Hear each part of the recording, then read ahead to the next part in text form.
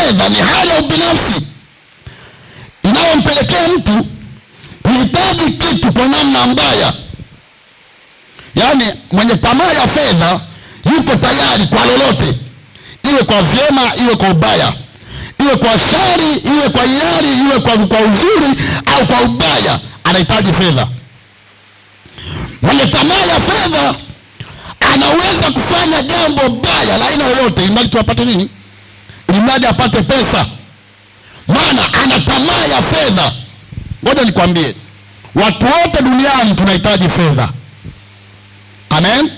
Hata mimi ninahitaji nini? Nahitaji fedha. Hata kanisa la Mungu linahitaji fedha.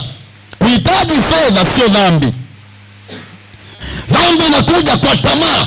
Tamaa ya fedha ni tofauti na uhitaji wa fedha. Maana watu wote wanahitaji fedha, lakini adui anapanda roho ya tamaa ya fedha ndani ya mtu.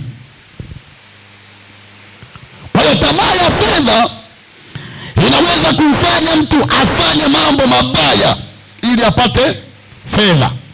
Anaweza kuiba. Mtu yeyote anayeiba anaiba kwa sababu ya tamaa ya nini?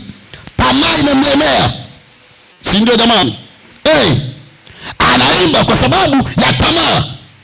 Ana tamaa ya fedha inayompelekea yeye atende ubaya, ataiba na wengine wanaua kwa sababu ya tamaa. Anakuwa jambazi, anaua watu ili apate fedha. Hata wengine wanakwenda kwa waganga, anatoa kafara ndugu yake, anatoa kafara mtoto wake wa kuzaa. Hata wengine wanatoa wazazi wao waangamizwe, wanakufa ili wao wapate fedha.